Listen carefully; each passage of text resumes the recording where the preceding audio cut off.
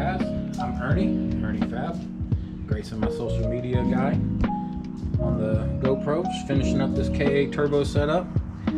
This thing come here, it had already been worked on by a bunch of people and well, one person I think mostly, and it was not done correctly, so I pretty much had to redo all of it.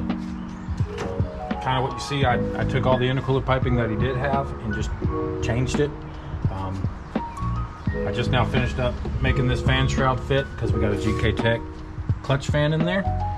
Ended up modifying all the PCV, deleted everything off the intake, got all that fixed up to where all this runs to the catch can now, and it has a speed drain way down there on the bottom of the car.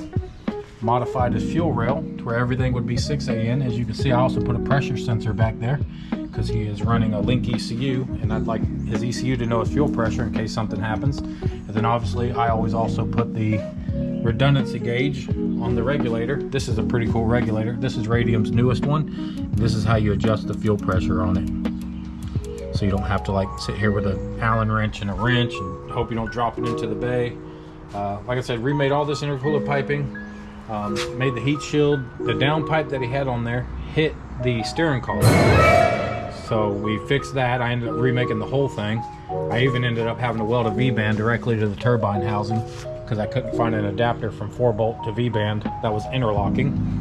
Switched it over to coil packs, got a 24-2 sensor in there. This was originally just on a crazy bracket over here. It looked stupid, so I moved it over here. Obviously we plumbed in a boost control solenoid. Just a lot of little things. He didn't have a coolant overflow, so I made a bracket and got him a coolant overflow on there. He does have a boost gauge in here, so all that's mounted over here, super clean. Got him on link ECU now, so obviously we put him on CAN Lambda and all that stuff for the ECU, and should be a pretty fun car until he blows up his transmission, which is going to be the next upgrade, and then we'll put a CD009 on it or something, and he'll be able to take this thing out and rip it. But it's still stock bottom end, so we're going to keep it 300, a little under 300 horsepower while he builds a short block. And once he builds a short block, we'll yank it up in this motor. He should be able to make 500 horsepower without being too stupid with a KA. You know, you get over 5, you need to put bigger head studs and stuff in them, but instead of just the factory 10 mil head studs.